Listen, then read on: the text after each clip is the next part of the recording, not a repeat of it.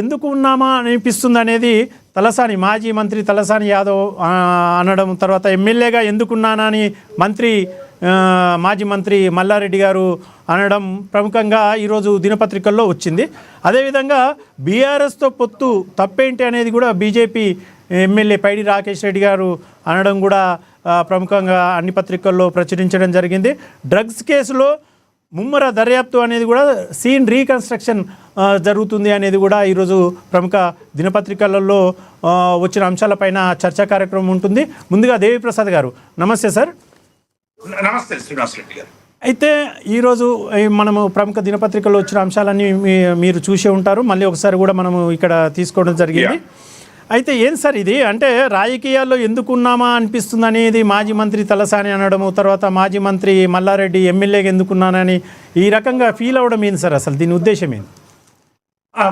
ప్యానెల్లో ఉన్న మిత్రులకు నమస్కారం. అంటే ప్రధానంగా అసెంబ్లీ జరుగుతున్నటువంటి తీరు విషయంలో నిన్న మా BRS legislator party ఉపనాయకులు Harish Rao గారు అనేక బడ్జెట్ కు సంబంధించినటువంటి విషయాల మీద ఒక ప్రధాన ప్రతిపక్ష పార్టీగా వారు అనేక అంశాలు వివరిస్తున్నటువంటి తరుణములో 7 మంత్రులు లేసి పదే పదే వారికి అడ్డు చెప్పేటువంటి ప్రయత్నం చేయడం అనేటువంటిది, ఏదైనా క్లారిఫికేషన్స్ ఇవ్వాలన్నా ఆన్సర్ ఇవ్వాలన్నా ఎల్ఏ మినిస్టర్ కానీ అట్లాగే ఆర్థిక మంత్రి కానీ ఇవ్వాల్సినటువంటి నిబంధనలు పక్కకు పెట్టి ప్రతి మంత్రి కూడా ప్రతి పద్దుకు సంబంధించినటువంటి పద్దుల మీద చర్చ జరిగినప్పుడు సహజంగానే ఆ మంత్రులు సమాధానం ఇవ్వచ్చు, క్లారిఫికేషన్ ఇవ్వచ్చు. కానీ ఓవరాల్ బడ్జెట్ కు సంబంధించినటువంటి అంశంలో ముఖ్యమంత్రి గారు, ఆర్థిక మంత్రి గారు, అట్లాగే లెజిస్లేటర్ అఫేర్స్ మినిస్టర్స్ జోక్యం చేసుకోవడం అనేటువంటిది సభ సాంప్రదాయం. కానీ హరీష్ రావు గారిని తెలంగాణ ప్రజలకు ఎదుర్కొంటున్నటువంటి అనేక సమస్యలు, కాంగ్రెస్ పార్టీ ఇచ్చినటువంటి హామీల వైఫల్యం, ఆ వైఫల్యానికి అనుగుణంగా బడ్జెట్ లో లేనటువంటి లెక్కలు చెబుతున్నటువంటి తీరు, ఇదంతా కూడా చెప్తున్నటువంటి తరుణంలో తలసాని శ్రీనివాస్ యాదవ్ గారు ఒక సీనియర్ శాసనసభ్యునిగా, నేను గత 3-4 దశాబ్దాలుగా శాసనసభ్యునిగా ఉన్నాను, ఎప్పుడు కూడా ఇటువంటి సాంప్రదాయం రాలేదు. అసలు ప్రతిపక్షాలకు సంబంధించినటువంటి వాళ్ళకి గొంతు నొక్కేయడం, వాళ్ళని పదే పదే అడ్డుకోవడం అనేటువంటిది నేను ఎప్పుడు కూడా చూడలేదు. ఇది సరైనది కాదు. అసలు మేము చెప్పినటువంటి ఏ అంశాలు కూడా ప్రభుత్వం సరైనటువంటి రీతిలో ప్రతిస్పందించడం లేదు. ఇది ఒక్కటే కాదు, మా కాన్స్టిట్యున్సీకి సంబంధించినటువంటి విషయాలు కావచ్చు, తెలంగాణ ప్రజలకు సంబంధించినటువంటి అంశాలు కావచ్చు, ప్రజలు మా దృష్టికి తెస్తే తద్వారా మీడియా ద్వారా కానీ లేకుంటే వినతి పత్ర రూపంలో కానీ మేము ఇచ్చినటువంటి వేటిని కూడా సరైనటువంటి రీతిలో స్పందించకపోవడం అనేటువంటిది ఒక సీనియర్ శాసనసభ్యుడిగా నేను బాధపడతా ఉన్నాను అనేటువంటి విషయాన్ని శ్రీనివాస్ యాదవ్ గారు చాలా స్పష్టం చేశారు. అట్లాగే మల్లారెడ్డి గారు వారి నియోజకవర్గంలో ఉన్నటువంటి ఈ డంప్ యార్డుకు సంబంధించినటువంటి అనేక విషయాలు చెప్తున్నటువంటి తరుణంలో ప్రజలకు చాలా ఇబ్బందులు కలుగుతా ఉంది, మేము ఎన్నిసార్లు చెప్పినా దాన్ని పట్టించుకోవడం లేదు అనేటువంటి విషయాన్ని, అట్లాగే జిహెచ్ఎంసి డివిజన్ కు సంబంధించి మా డివిజన్ లో 16 వార్డులు చేయడం జరిగింది. కానీ హైదరాబాద్ నగరానికి, జిహెచ్ఎంసీలో ఇతర ప్రాంతాలకి, మా ప్రాంతానికి ఉన్నటువంటి సమతుల్యాన్ని ఆధారంగా చేసుకొని ఆ సమతుల్యాన్ని అసమానతలు లేకుండా అభివృద్ధి చేసేటువంటి అంశంలో మేము ఏం చెప్పినా పట్టించుకుంటలేరనేటువంటి భావనతో వాళ్ళిద్దరు కూడా మాట్లాడడం జరిగింది. అందుకే మేము ప్రభుత్వాన్ని కానీ శాసనసభలో కానీ చేసే విజ్ఞప్తి ఏంటంటే, ప్రజలు ఇచ్చినటువంటి బాధ్యతను సమర్థవంతమైనటువంటి రీతిలో ప్రజల ఆకాంక్షల్ని ప్రతిబింబించేటువంటి ప్రయత్నానికి ఒక గొప్ప వేదిక శాసనసభ. అందుకే ఆ శాసనసభ ద్వారా అటు ప్రభుత్వ దృష్టికి ఇటు ప్రజల దృష్టికి తెచ్చేటువంటి బాధ్యత నిర్వర్తిస్తున్నటువంటి సందర్భంలో అధికార పార్టీ సహనంతో ఉండి సమస్యలన్నీ విని ఆ సమస్యలకు పరిష్కారం చూపేటువంటి బాధ్యత చూడాలనేటువంటి విషయాన్ని మేము స్పష్టం చేస్తా ఉన్నాం. ఓకే దేవిప్రసాద్ గారు, ఇంకొకటి ఎల్ఏ మినిస్టర్ మాట్లాడుకుంటూ నిన్న ఎల్ఏ మినిస్టర్ గారు మాట్లాడుతూ మేము ప్రజాస్వామ్యయుతంగా వెళ్తున్నాము, అసలు గత 10 ఏళ్లలో మేము అక్కడ ఉన్నప్పుడు మాకు మైక్ ఇచ్చేదే కాదు, టైం బాండ్ చేసి టైం ప్రకారం 1 నిమిషం కూడా అదనంగా ఇచ్చేది కాదు, అట్లాంటిది మేము ఇంకా ప్రజాస్వామ్యయుతంగా వెళ్తున్న సందర్భంలోనే మేము ఇచ్చిన అవకాశాన్ని కూడా వాళ్ళు వేరే రకంగా తీసుకెళ్తున్నారు, సబ్జెక్ట్ వైజ్ తీసుకెళ్తలేరు అనేది వాళ్ళు ప్రధానంగా కాంగ్రెస్ వాళ్ళు అంటున్న అంశం. శ్రీనివాస్ రెడ్డి గారు, ఏ ప్రభుత్వమైనా, కాంగ్రెస్ ప్రభుత్వమైనా, మా ప్రభుత్వమైనా, ఇంకొక ప్రభుత్వమైనా, ఆ రోజు జరిగేటువంటి చర్చల సందర్భంగా బట్టి విక్రమార్క గారు కానీ, అప్పుడు బట్టి విక్రమార్క గారు సభలో ఉన్నారు, శ్రీధర్ బాబు గారు కూడా ఉన్నారు, అనేక సందర్భాల్లో వాళ్ళు మాట్లాడినటువంటి మాటలు మొత్తం తెలంగాణ ప్రజానీకమంతా కూడా చూసింది. ఎక్కడ కూడా బీఆర్ఎస్ పార్టీ అంటే సంబంధం లేనటువంటి విషయాలు మాట్లాడేటప్పుడు అడ్డుకునేటువంటి అవకాశం ఉంటుంది. నిన్న కంప్లీట్ గా హరీష్ రావు గారు మాట్లాడింది బడ్జెట్ లో లెక్కలు. మీరు 24-25లో ఏం చెప్పిండ్రు, 26-25-26లో ఏం చెప్పిండ్రు, ఏం ఖర్చు చేసిండ్రు, 26-27లో ఏం పెట్టిండ్రు, ఎందుకు పెట్టిండ్రు, ఈ పెట్టడానికి అవసరమైనటువంటి కేటాయింపులు సరైనటువంటి రీతిలో లేవు.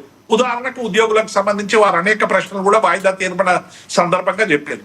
అట్లాగే పిఆర్సీకి సంబంధించినటువంటి విషయాలు కానీ, రిటైర్మెంట్ బకాయిలకు సంబంధించి కానీ, నిరుద్యోగులకు సంబంధించి 2 లక్షల ఉద్యోగాలకు సంబంధించి కానీ, అట్లాగే గృహజ్యోతి పేరు మీద మీరు 2,500 రూపాయలు మహిళలకు ఇస్తున్నటువంటి పెన్షన్లకు సంబంధించినటువంటి విషయంలో కానీ, అట్లాగే మీరు చెప్పేదేమో కొండంత చెప్తున్నారు, ఇచ్చేదేమో కొంచెం అంత ఇస్తున్నారు.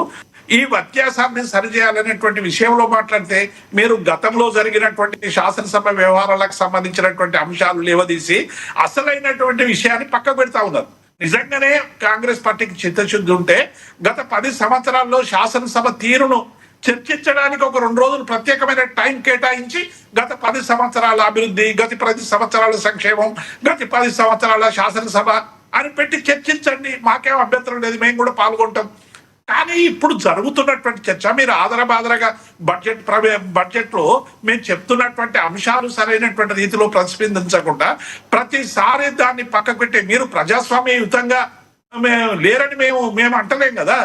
శాసనసభలో ఉండాల్సినంత విషయంగా మీరు సరైనటువంటి రీతిలో స్పందించడం లేదనేటువంటి విషయాన్ని మీరు ఎట్లాగో బట్టి విక్రమార్క జవాబు చెప్తారు, ముఖ్యమంత్రి గారు జవాబు చెప్తారు. ఆ జవాబు తర్వాత మళ్ళీ కట్ మోషన్స్ ఉంటాయి, రకరకాల ఫామ్స్ లో ప్రశ్నిస్తారు. కానీ శాసనసభలో బడ్జెట్ మీద చర్చ జరుగుతున్నప్పుడు ప్రధాన ప్రతిపక్ష నాయకుడికి ఇచ్చేటువంటి సమయం ఏదైతే ఉందో దాన్ని కట్ చేయడం, పదే దాన్ని డైవర్ట్ చేయడం అనేటువంటిది, దీన్ని మేము ప్రధానంగా ప్రస్తావించేటువంటి ప్రయత్నం చేసినాం. దేవిప్రసాద్ గారు, ఒక్క విషయము, రాజకీయాల్లో ఎందుకు ఉన్నామా అనేది తలసాని శ్రీనివాస్ యాదవ్ గారు పేర్కొనే అంశమేనా? అంటే వారికి ఈ అర్హత ఉందంటారా? అంటే జనరల్గా పబ్లిక్ అనే అంశం మీ దృష్టికి తీసుకొస్తున్నాను. ఎందుకంటే ఒక పార్టీ నుంచి ఎమ్మెల్యే గెలిచి ఇంకో పార్టీలో మంత్రిగా చేసిన వ్యక్తి ఈరోజు ఉండాల్సిన అవసరము ఆయన నోటి నుంచి ఈ పదం రావడం ఏంది అనేది కూడా విమర్శకుల మాట. అంటే ఇప్పుడు బోడిగుండుకు మోకాలికి ముడిపెట్టినట్టు శ్రీనివాస్ యాదవ్ గారు ఆనాడు ఉన్నటువంటి రాజకీయ పరిస్థితుల్లో అనేక మంది, ఆయన ఒక్కడే కాదు చాలా మంది చేరినారు, ఇప్పుడు కూడా అనేక మంది చేరుతా ఉన్నారు. మేము దానికి సంబంధించి ఏ పార్టీ ఆ రోజు ఏం కోర్టుకు పోయి కొట్లాడలేదు, పోతేనే మంచిది, మా నెత్తి మీదకి వెళ్ళి పోయింది, మేము గొప్ప నాయకులం అవుతామని చాలా మందిని విదిలించుకునేటువంటి ప్రయత్నం చేసింది. మేము అట్లా చేయలేదు. మా 10 మంది శాసనసభ్యులు పోతే ప్రజల ఆకాంక్షల కోసం మా పార్టీ మీద నిలబడి మీరు ఎట్లా పోయినట్టు మేము న్యాయపరమైనటువంటి పోరాటం చేస్తూనే ఉన్నాం. మేము ఆనాడు కాంగ్రెస్ పార్టీ చేసినట్టు నీళ్ళు వదులుకొని మేము చెయ్యలేదు. కాబట్టి నేనేమంటున్నా, ఒక సీనియర్ శాసనసభ్యుడు శ్రీనివాస్ యాదవ్ గారు, ఆయన ఒక ప్రజాప్రతినిధి ఎన్నుకోబడుతున్నటువంటి వ్యక్తి. అటువంటి వ్యక్తి శాసనసభలో ఈ నిబంధనల గురించి, పాయింట్ ఆఫ్ ఆర్డర్ గురించి, సహజంగా ఉండేటువంటి నిబంధనల గురించి మాట్లాడేటువంటి హక్కు లేదనడం, అసలు మాట్లాడేటువంటి వాళ్ళకే నైతిక హక్కు లేదు. శ్రీనివాస్ యాదవ్ గారు పార్టీ మీద డిస్కషన్ చేయాలంటే చెప్పండి, ఆయనకు ఆ పార్టీ మీద చర్చ పెట్టండి. ఎవరెవరు ఏ పార్టీలో చేరినరు, ఎందుకు చేరినరు, గతంలో ఏమన్నారు, ఇప్పుడేమన్నారు, సోనియా గాంధీని గతంలో ఏమన్నారు, ఇప్పుడేమన్నారు, గతంలో ఏ పార్టీలు ఉన్నారు, ఇప్పుడే పార్టీలు ఉన్నారు. ఆ చర్చకు అనుమతిస్తే ఆ చర్చ పెట్టుకుందాం, ఆ చర్చకు సరైనటువంటి సమాధానం చెప్తాం.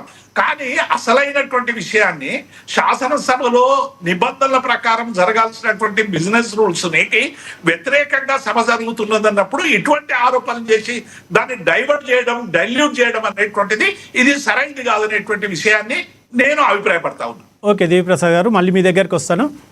అఫ్సర్ పాషా గారు, బాలస్వామి గారు నమస్తే. అన్నగారు నమస్తే. విశ్వ హిందూ పరిషత్కి సంబంధించిన ప్రచార ప్రముఖు బాలస్వామి గారు మనతో ఉన్నారు. అంటే ఈ క్రైస్తవంలోకి మారితే ఎస్సీ హోదా రద్దే అనే అంశము సుప్రీంకోర్టు తీర్పు ఇవ్వడము ఈరోజు ప్రధాన అంశంగా బ్యానర్ ఐటంగా వచ్చింది. దీనిపైన మీ స్పందన ఏంది? ముందుగా ప్యానల్లో ఉన్నటువంటి అందరికీ కూడా నమస్కారాలు తెలియజేస్తున్నాను. మీ ఛానల్ ద్వారా కూడా ఈరోజు ప్రధానంగా ఈ దేశంలో ఉన్నటువంటి ఒక సమస్యను సుప్రీంకోర్టు ఏ విధంగా తీర్పు చెప్పింది అనేటువంటి విషయంపై చర్చ పెట్టడం అభినందనీయం.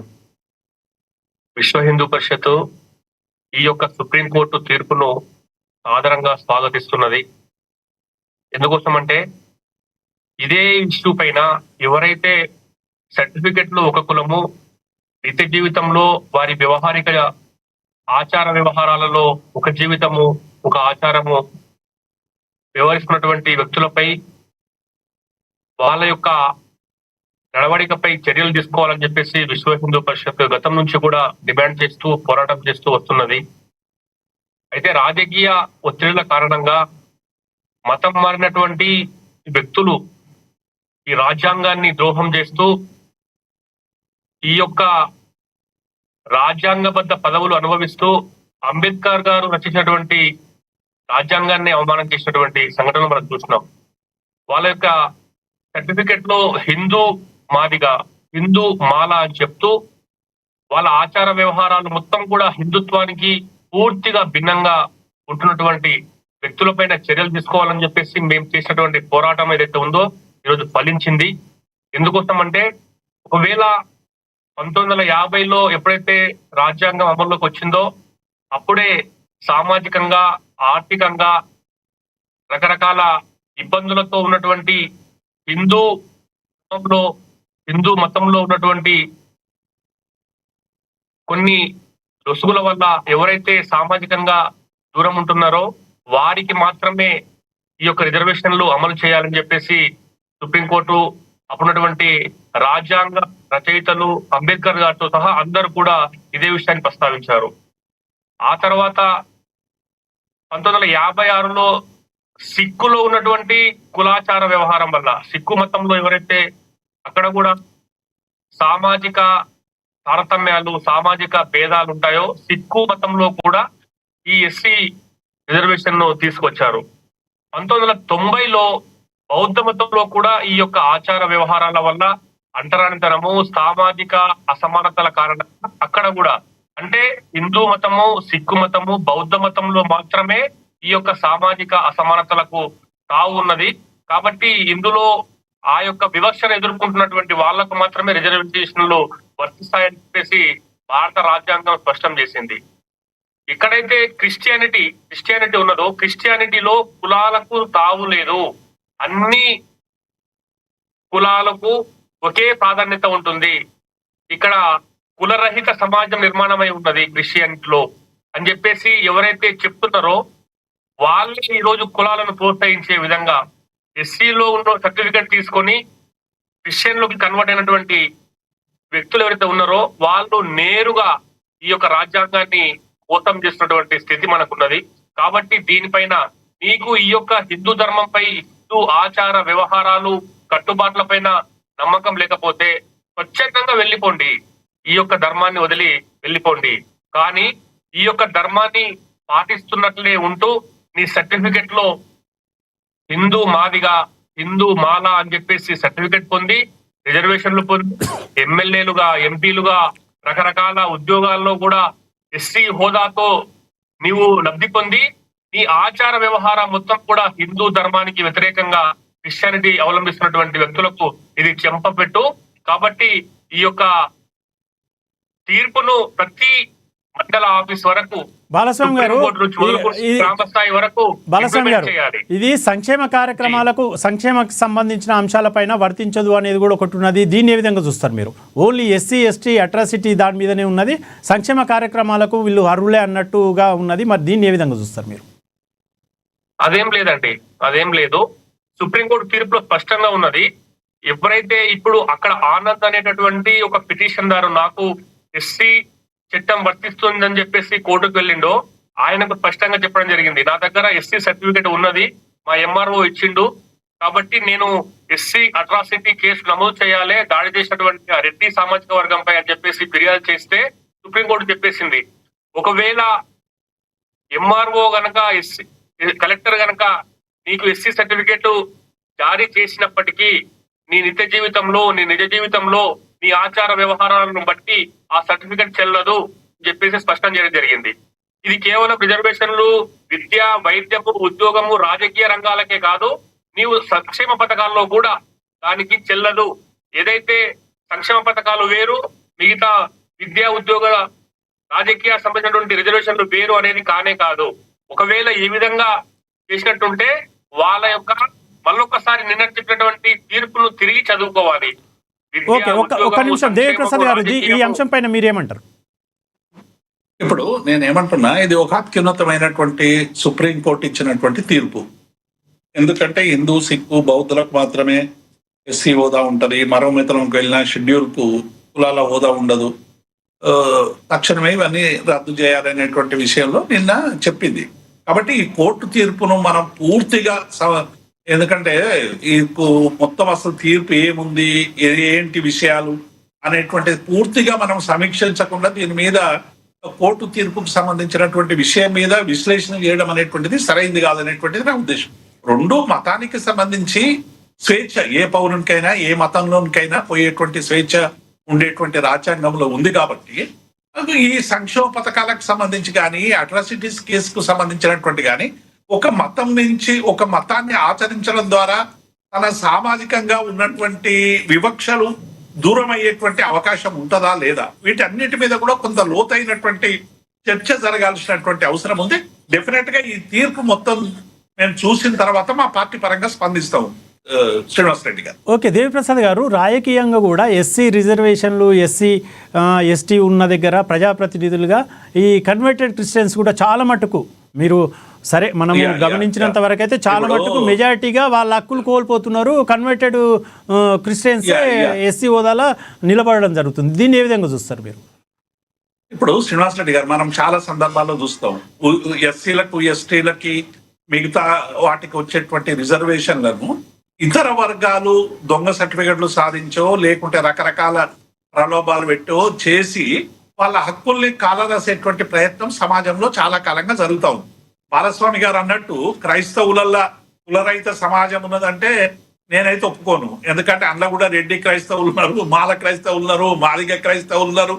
మీరు అన్నట్టు వీళ్ళంతా కన్వర్టెడే కదా, వీళ్ళంతా కూడా కన్వర్టెడే అంటే అందుకే కన్వర్ట్ అయినటువంటి వాళ్ళకు బీసీసీ అనేటువంటిది సర్టిఫికేట్ ఇస్తారు కదా శ్రీనివాస్ రెడ్డి గారు, మీకు తెలుసు నాకు తెలుసు. అవును, కన్వర్టెడ్ అయిన వాళ్ళు బీసీసీ మీరు అన్నట్టు ఉపయోగించుకుంటున్నారు. ఉపయోగించుకోవడంలో సంగతి ఉపయోగించుకోవడం సంగతి అనేటువంటి మీద సుప్రీంకోర్టు ఇచ్చినటువంటి తీర్పు అమలు పోవాల్సిందే కదా. మనం దాన్ని క్వశ్చన్ చేయాల్సినటువంటి అవసరం ఏముంటది అంటే రేపు నేనేమంటున్నా అంటే అన్ని రాజకీయ పార్టీలు కూడా దీన్ని తీర్పును దృష్టిలో పెట్టుకొని నిజమైన ఎస్సీలకు, ఎస్టీలకే టికెట్లు ఇచ్చే విధంగా ఏమన్నా ప్రయత్నాలు జరుగుతాయా? ఎందుకంటే ఇప్పుడు చాలా మటుకు అన్ని పార్టీలలో కన్వర్టెడ్ క్రిస్టియన్సే వీళ్ళ హక్కులు లబ్ధి పొందుతున్నారు.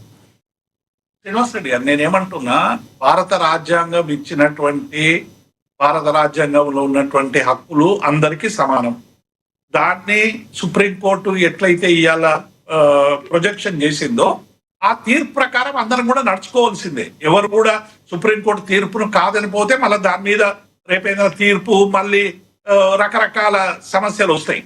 ఇప్పుడు ఇది ఒక్క మన రాష్ట్రానికి సంబంధించినటువంటి అంశం కాదు, ఇది దేశవ్యాప్తంగా అన్ని రాష్ట్రాల్లో ఉన్నటువంటి ప్రధానమైనటువంటి సమస్య.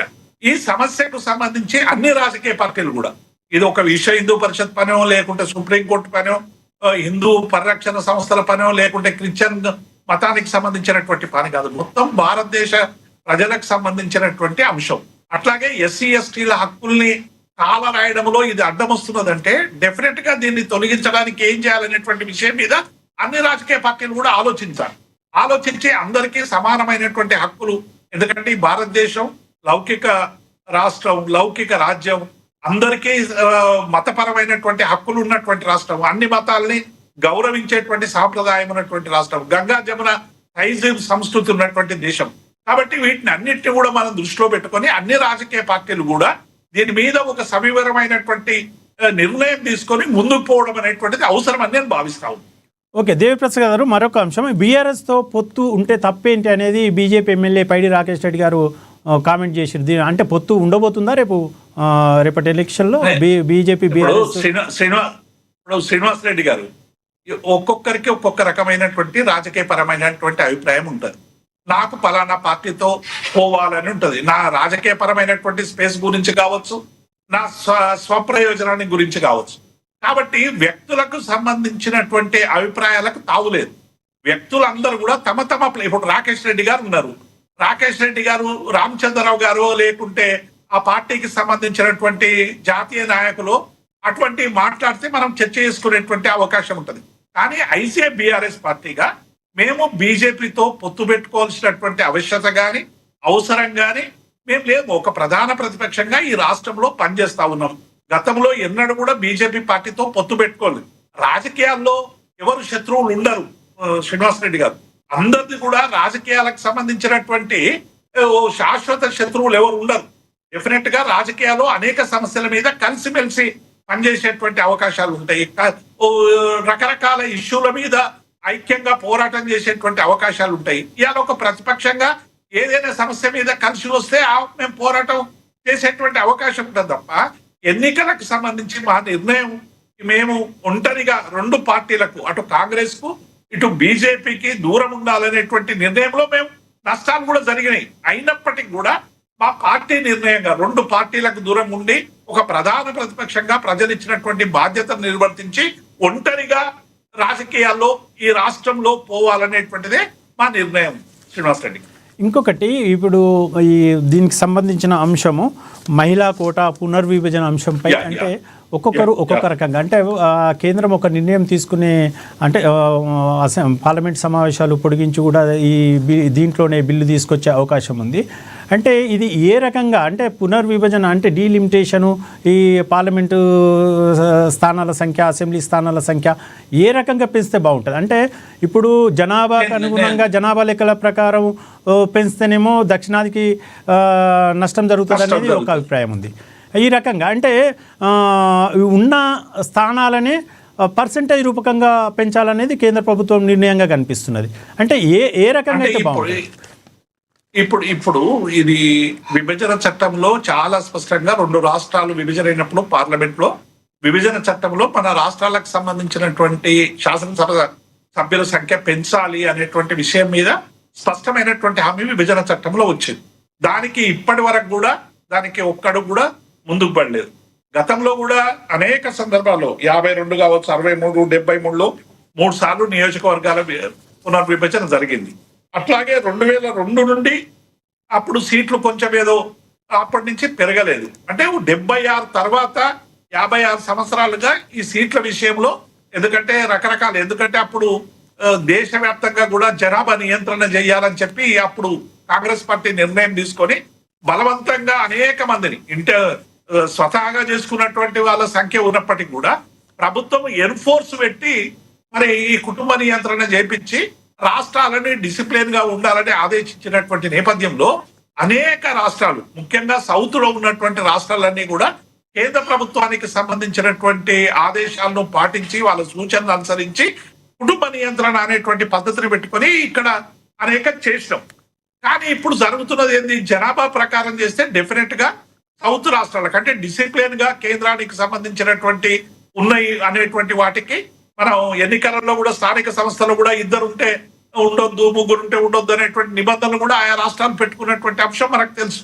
కాబట్టి ఇప్పుడు ఈ 50 సంవత్సరాల తర్వాత దీన్ని డెఫినెట్ గా మనం సమీక్షించుకోవాల్సినటువంటి అవసరం ఉంది. కాబట్టి ఒకవేళ ఇప్పుడు ఉన్న సీట్లకి 50% మేము పెంచుతామంటే మళ్ళీ ఒక 3-4 రాష్ట్రాలే దేశాన్ని పరిపాలించేటువంటి అవకాశం ఉంటుంది. కాబట్టి దీని విషయంలో ఈ డిలిమినేషన్ ఏదైతే కమిటీ వేస్తారో కమిటీ వేసి ఇంకా కేంద్రం ఏమో స్పష్టంగా ప్రకటించలేదు. ఇలా జనాభా ప్రకారం చేస్తామా, లెక్కల ప్రకారం చేస్తామా, 2011 సెన్సస్ ప్రకారం చేస్తామా అనేది కేంద్రం ప్రకటించాల్సినటువంటి అవసరం ఉంది. కానీ నియోజకవర్గాల సంఖ్య పెరగడం అనేటువంటిది మహిళలకు 33% రిజర్వేషన్ ఇవ్వాలనేటువంటి విషయంలో మేము పూర్తిగా దీన్ని స్వాగతిస్తా ఉన్నాం.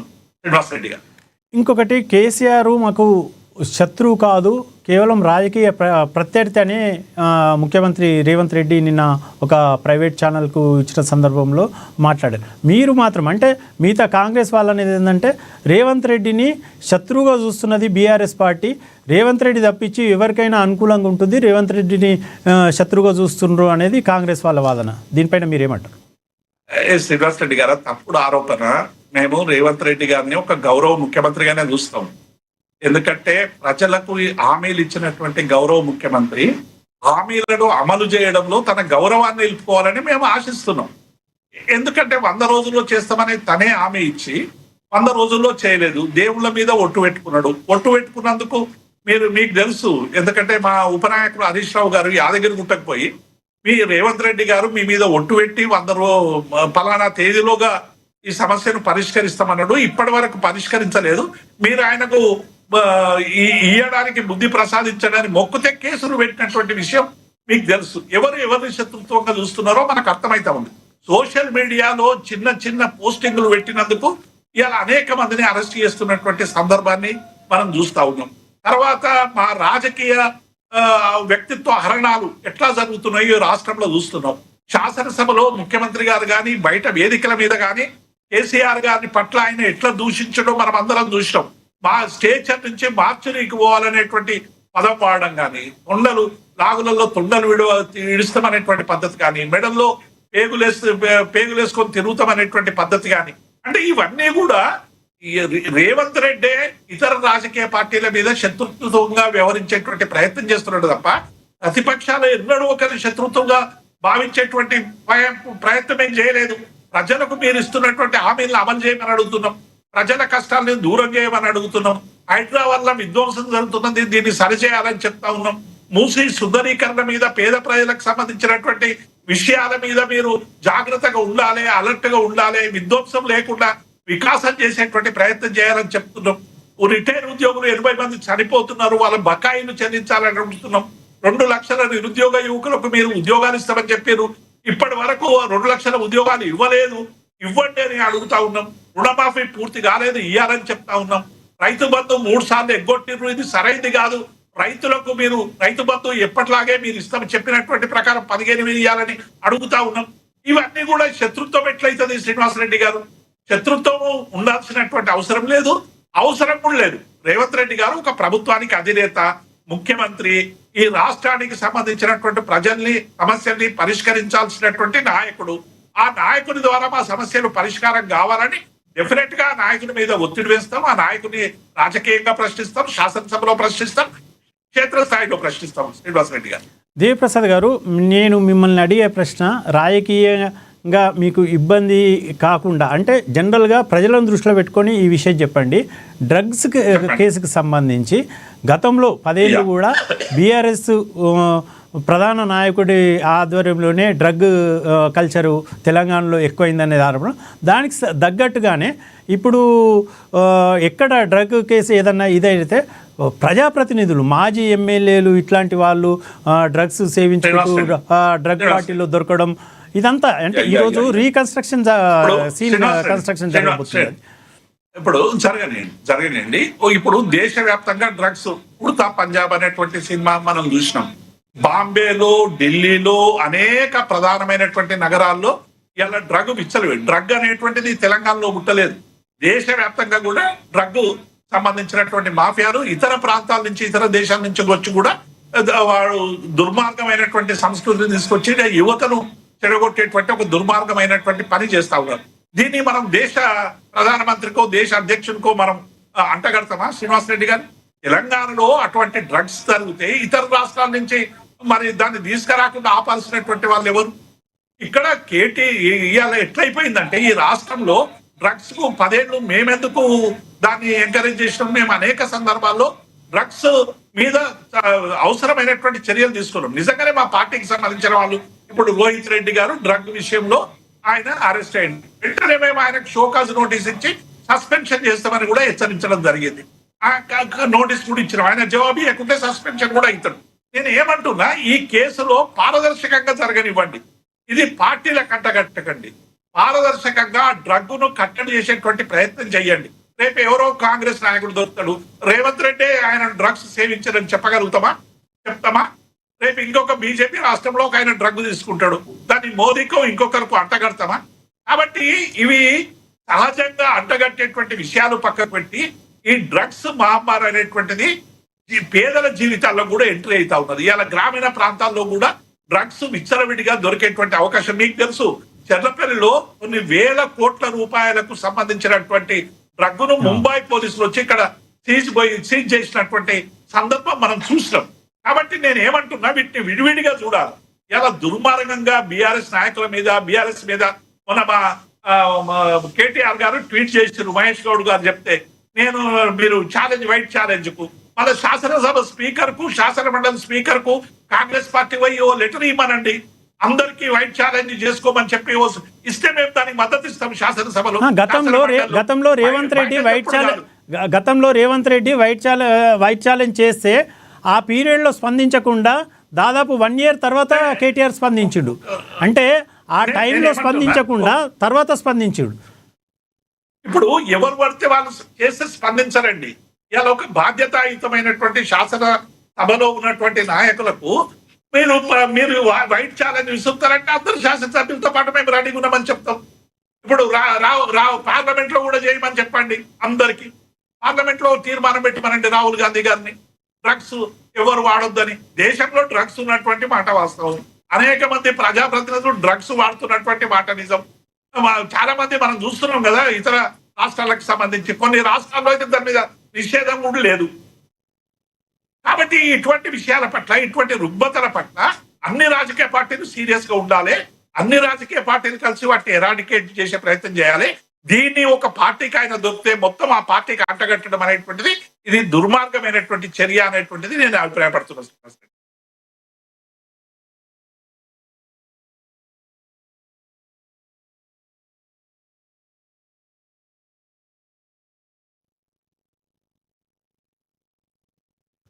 ఓకే, బాలస్వామి గారు నమస్తే అండి. బాలస్వామి గారు, ఒక విషయం, ఇప్పుడు ఇప్పుడు మనం ఏదైతే నిన్న సుప్రీంకోర్టు తీర్పు ఇచ్చిందో ఇక్కడ ప్రజాప్రతినిధులు కూడా వాళ్ళు అంటే నిజమైన అర్హులు ఎస్సీ ఎస్టీలు కాకుండా కన్వర్టెడ్ వాళ్ళు ప్రజాప్రతినిధులుగా ఎన్నికైతురు. మరి దీన్ని మీరు ఏ విధంగా చూస్తారు?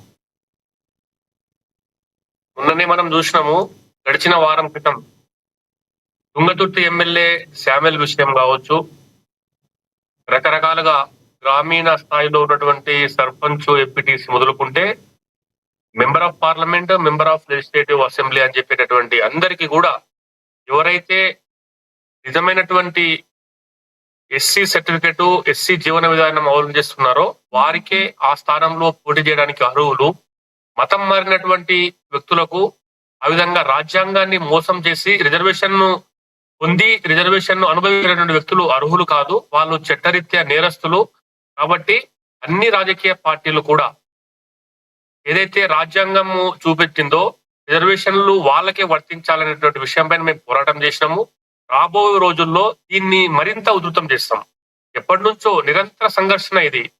ఒరిజినల్ దళితులు ఎవరైతే ఉన్నారో, నిజంగా ఎస్సీ ఎస్టీలుగా జీవితం అనుభవిస్తూ అదే ఆచార వ్యవహారాల్లో ఇటు హిందుత్వంలో కావచ్చు, అటు బౌద్ధంలో కావచ్చు, సిక్కు మతంలో కావచ్చు, నిజంగా దళితులుగా జీవిస్తూ ఆ యొక్క మతానుసారం, ఆ యొక్క ధర్మానుసారం జీవన విధానం కొనసాగిస్తున్నారో వారికి మాత్రమే వర్తించాలి. కానీ ఇక్కడ సర్టిఫికెట్ పొంది అక్కడ క్రిస్టియానిటీలో జీవనం అనుభవిస్తున్నటువంటి వాళ్ళకు ఏమాత్రం చెల్లదని చెప్పేసి మేము హెచ్చరిక చేస్తా ఉన్నాము. ఇప్పుడు కొంతమంది కొత్తగా మాట్లాడుతా ఉన్నారు, క్రిస్టియన్ దళితులు, క్రిస్టియన్ బ్రాహ్మణులు, క్రిస్టియన్ వైశ్యులు అని చెప్పేసి అక్కడ కూడా రకరకాల కులాల పేరుతో మాట్లాడుతూ ఉన్నారు. కానీ వాళ్ళ యొక్క రాజ్యాంగం ప్రకారము సర్టిఫికెట్ వదులుకొని అక్కడ వెళ్ళండి స్వచ్ఛందంగా. రాజ్యాంగమే రూపొందించింది. క్రిస్టియానిటీలో ఎక్కడ కూడా కులాలకు తావు లేదు, అందరూ కూడా సమానమే అనేటటువంటి విషయాన్ని స్పష్టం చేయాలి. దీనిని మరింత లోతుగా గ్రామీణ స్థాయి వరకు తీసుకువెళ్ళేటటువంటి విధంగా మేము అందరినీ కూడా అవగాహన కార్యక్రమానికి కూడా శ్రీకారం చుడతాము. నిన్ననే ఆర్ఎస్ ప్రవీణ్ కుమార్ గారు కావచ్చు, లేకపోతే ఇక్కడ తెలంగాణ ఫుడ్ కార్పొరేషన్ చైర్మన్ గారు ఎవరో రకరకాల వ్యక్తులు స్పందించడం జరిగింది. ఎస్సీ కులంలో ఉన్నటువంటి సర్టిఫికేట్ పొందుతూ క్రిస్టియానిటీలో సామాజిక అసమానతల్లో తగ్గిపోతాయి, మా పైన దాడి జరుగుతుందని చెప్పేసి చాలా గగ్గోలు పెట్టేటటువంటి రీతిలో మాట్లాడుతూ ఉన్నారు. కాబట్టి ఇది రాజ్యాంగ స్ఫూర్తికి విరుద్ధము, అంబేద్కర్ ఆశయాలకు విరుద్ధము. కాబట్టి మీరు ఒకవేళ క్రిస్టియన్ జీవిత విధానము అమలు చేయాలనుకుంటే స్వచ్ఛందంగా వెళ్ళిపోండి. ఈ యొక్క హిందుత్వంలో సర్టిఫికెట్ పొందుతూ ఇక్కడ ఒక కాలు అక్కడ ఒక కాలు పెట్టి ప్రయాణం చేయడం అనేది నేరము, రాజ్యాంగ విరుద్ధము, చట్ట విరుద్ధము. కాబట్టి దీనిని ఈ విధంగా చేయడం వల్ల నిజమైనటువంటి దళితులు ఎవరైతే ఉన్నారో వాళ్ళ యొక్క హక్కులు హరించి వేయబడతా ఉన్నారు. వాళ్ళ యొక్క కంచంలో ఉన్నటువంటి కూడును వీళ్ళు లాక్కొని తింటా ఉన్నారు, వాళ్ళ యొక్క ఫలాలు వీళ్ళు అనుభవిస్తా ఉన్నారు. కాబట్టి ఈ విషయంలో ఎస్సీ ఎస్టీలు ఒరిజినల్ గా హిందూ జీవన విధానంలో, బౌద్ధ జీవన విధానంలో, సిక్కు జీవన విధానంలో అనుభవిస్తున్నటువంటి ఎస్సీల ఫలాలు మతం మారినటువంటి క్రిస్టియన్ జీవనం అనుభవిస్తున్నటువంటి వాళ్ళు అనుభవిస్తున్నారు. కాబట్టి ఆ యొక్క విధానం వెంబడి రద్దు చేయాలి. ఈ విషయంలో పోరాటాన్ని పరితృప్తం చేస్తాము. ప్రతి ఎలక్షన్ లో ఏ ఎలక్షన్ వచ్చినప్పటికీ కూడా మేము ముందుగానే విశ్వ హిందూ పరిషత్ నుంచి అన్ని రాజకీయ పార్టీలకు, భారతీయ జనతా పార్టీ నుంచి మొదలుకుంటే కమ్యూనిస్ట్ పార్టీల వరకు అందరికీ కూడా తెలియజేస్తాం. ఎస్సీ రిజర్వ్డ్ స్థానాల్లో ఎస్సీలకే స్థానం కల్పించండి. కన్వర్టెడ్ క్రిస్టియన్ కావచ్చు, లేకపోతే మతం మారి హిందూ సర్టిఫికెట్ పొందినటువంటి వాళ్లకు అవకాశం ఇవ్వవద్దు. ఆ విధంగా అవకాశం ఇస్తే అది రాజ్యాంగ విరుద్ధమే అని చెప్పేసి గతంలో పలుమార్లు మేము ఇదే పోరాటం చేస్తా ఉన్నాము. ఇప్పుడు ప్రజల లోపల కూడా చైతన్యం వస్తున్నది. మొన్ననే ఈ యొక్క షాపుల యొక్క మెంబర్షిప్ అసెంబ్లీ ఎన్నిక రద్దు చేయాలని చెప్పేసి కూడా మేము డిమాండ్ చేస్తే వెంబడే షాముల్ మళ్ళీ మాట మార్చి నేను భద్రాచలం యొక్క రాముడి భక్తుని, నేను హిందూనే అని చెప్పేసి మాట మాట్లాడుతా ఉన్నాడు. నువ్వు హిందువా క్రిస్టియన్ అంటే నీవు ఫస్ట్ క్లారిటీ తీసుకొని నిజంగా ఉంటే హిందువుగా ఉండు, లేదంటే క్రిస్టియన్ గా వెళ్ళిపోయినప్పుడు హిందుత్వంలో ఉన్నటువంటి ఆ యొక్క ఎస్సీ సర్టిఫికెట్ ను వదులుకో. అంతేకాని రాజ్యాంగ విరుద్ధంగా సర్టిఫికెట్ ఇక్కడ, రిజర్వేషన్లు ఇక్కడ, నీ యొక్క జీవన విధానం అక్కడ అంటే మాత్రము తప్పే సమాజం క్షమించదు. దీనిపైన అందరికీ కూడా అవగాహన పరిచి పోరాటం చేస్తాము. ప్రతి ఒక్కరిని కూడా మెంటలీగా ప్రిపేర్ చేస్తామని చెప్పేసి తెలియజేస్తా ఉన్నాము. అదే విధంగా ఈ రోజు సర్టిఫికెట్ ఎవరో వేల సర్టిఫికెట్ పొందినప్పటికీ కూడా ఎంఆర్ఓ ఇచ్చిండు, డిప్యూటీ కలెక్టర్ ఇచ్చిండు, కలెక్టర్ ఇచ్చిండు, మాకు ఇదే వర్తిస్తుంది, మేము ఎస్సీ ఎస్టీ అట్రాసిటీ నుంచి మొదలుకుంటే అనేకమైనటువంటి ఈ యొక్క ఫలాలు అనుభవిస్తామంటే అది నేరమే. ఎందుకోసం అంటే నీ జీవన విధానం ఎప్పుడైతే హిందూ ధర్మానికి విరుద్ధంగా ఉంటుందో, నీ జీవన విధానం ఎప్పుడైతే బౌద్ధ ధర్మానికి విరుద్ధంగా ఉంటుందో, నీ జీవన విధానం ఎప్పుడైతే సిక్కు ధర్మానికి విరుద్ధంగా ఉంటుందో అప్పుడే నీ యొక్క ఆ సర్టిఫికెట్ కోల్పోతావు అని చెప్పేసి కూడా నిన్ననే సుప్రీంకోర్టు స్పష్టంగా తెలియజేసింది. ఎవరో కాంప్లైంట్ చేసినంత మాత్రాన కాదు, కాంప్లైంట్ చేయకున్నా కూడా సుమోటోగానే ఈ యొక్క సర్టిఫికెట్ క్యాన్సిల్ అవుతుంది, ఈ రిజర్వేషన్ కూడా క్యాన్సిల్ అవుతుంది అనేటువంటి విషయాన్ని అందరికీ కూడా అవగాహన చేస్తాం. మేము ప్రజల్లోకి తీసుకొని వెళ్ళి రిజర్వేషన్ల ఫలాలు ఏవి, ఎవరు అనుభవిస్తున్నారు, అసలు మతం మారినటువంటి వ్యక్తులు రిజర్వేషన్ అర్హుడా, ఒకవేళ ఆ విధంగా అర్హులైతే నేరస్తులు అవుతాడు అనేటటువంటి విషయాన్ని క్లారిటీగా చాలా విపులీకరించి అందరినీ కూడా మొబిలైజ్ చేస్తాము. ఈ యొక్క సుప్రీంకోర్టు తీర్పు ఆధారంగా ఇప్పటికైనా కూడా ఎవరైతే మతం మారి హిందూ ధర్మానికి విరుద్ధంగా ఉంటున్నారో, ఈ క్రైస్తవ జీవనం అవలంబిస్తున్నారో వాళ్ళందరూ కూడా స్వచ్ఛందంగా ఈ రోజే ఈ యొక్క సర్టిఫికెట్ అన్న వదులుకోండి, లేదంటే ఆ క్రిస్టియన్ జీవన విధానం అన్న వదులుకోండి అని చెప్పేసి ఈ ఛానల్ ద్వారా మేము వారికి సూచన చేస్తా ఉన్నాము.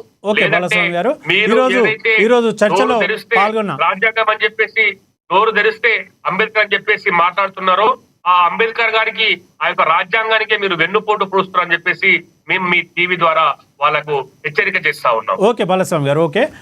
ఈరోజు చర్చా కార్యక్రమంలో పాల్గొన్న దేవి ప్రసాద్ గారికి, పగడాకుల బాలస్వామి గారికి ధన్యవాదాలు. రేపు మరొక అంశంతో డిబేట్ కార్యక్రమంలో పాల్గొందాం.